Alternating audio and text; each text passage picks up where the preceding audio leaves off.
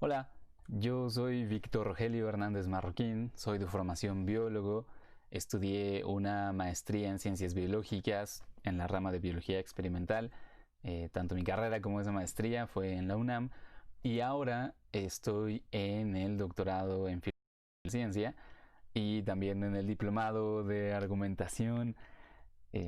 La profesora María Martínez, a quien conozco previamente, me invitó a contestar estas preguntas y yo con mucho gusto lo hago. Espero que sean útiles. ¿A qué se dedica la biología? Bueno, al estudio de los seres vivos. ¿Y por qué creo que mi disciplina es una ciencia?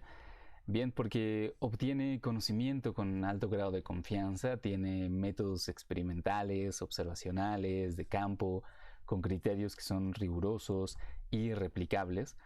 Los biólogos también tenemos muy consciente que nuestro objeto de estudio es diferente al de otras ciencias naturales, ¿no? Específicamente física, química o geología, en el sentido de que es un objeto de estudio complejo, en el sentido de que tiene propiedades emergentes, que está abierto a las contingencias, al azar, y a que es un fenómeno histórico, que es producto de la evolución, un proceso que lleva miles de millones de años ocurriendo y que también una gran parte de ellos son también producto de un proceso histórico individual.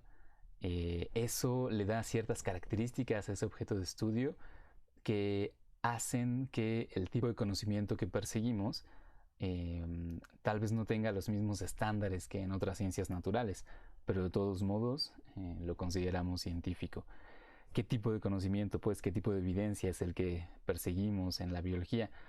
Bueno, diferentes áreas de la biología tienen diferentes criterios para el rigor de sus métodos y hacen afirmaciones distintas con diferente grado de confianza o de alcance.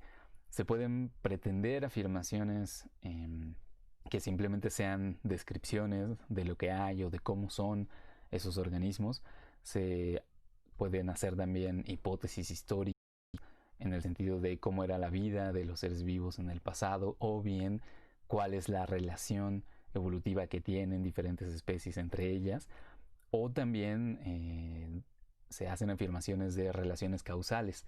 Voy a poner ejemplos. En biología molecular se puede perseguir un cierto tipo de conocimiento que nos hable al respecto de cuáles son los papeles, las acciones que tienen distintas entidades moleculares, ya sea como influencia para otras entidades moleculares, por ejemplo, un gen, cómo influye en otro gen, o bien en los sistemas de manera más general, por ejemplo, cuál puede ser la influencia o la acción de un gen o la ausencia de él en un organismo completo.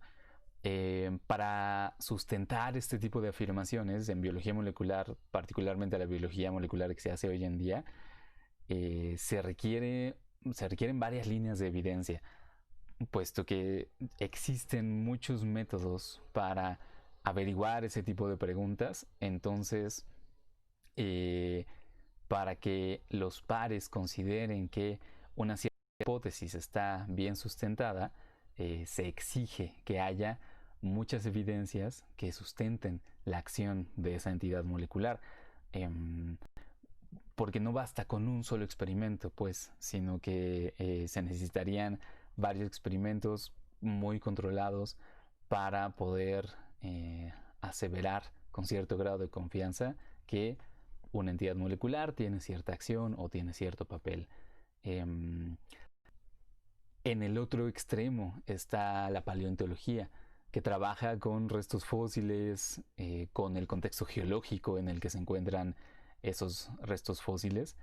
Y a pesar de que las técnicas y los marcos de interpretación han mejorado mucho para esta área, de todos modos las afirmaciones que se hacen no son tan osadas, no son las afirmaciones que se hacen sobre los seres vivos en el pasado no son tan osadas, se pueden limitar a ciertas descripciones, eh, pero en general se mantienen en en el ámbito de las hipótesis sustentadas, y sin embargo se acumula conocimiento al respecto de los seres vivos en el pasado, y por eso aunque la biología tenga esas ramas tan distintas, se puede considerar también una ciencia.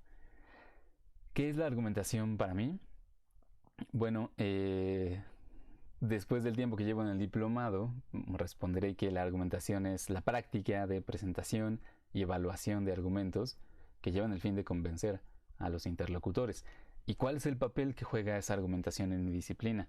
Bueno, yo diría que en principio, entre pares, en la comunicación entre pares, la argumentación es importante porque se usa para defender una cierta interpretación de los resultados de los estudios o de las conclusiones que se obtienen a partir de ellos, o para retar, para criticar esa interpretación o esas conclusiones. Ahora, hacia afuera, hacia otras comunidades que no son los pares en biología, los biólogos han participado en la labor de convencer a un público amplio al respecto de la magnitud de la crisis de la biodiversidad actual, de la importancia de la conservación o de la urgencia del cambio climático, pero también han participado en la discusión al respecto de los beneficios y los riesgos de diversas biotecnologías que siguen siendo miradas con desconfianza, como las vacunas o los organismos genéticamente modificados. Y en esos campos, en esos campos de discusión, la argumentación que han usado los biólogos, bueno, más bien los biólogos, han hecho uso de la argumentación de una manera central y vital.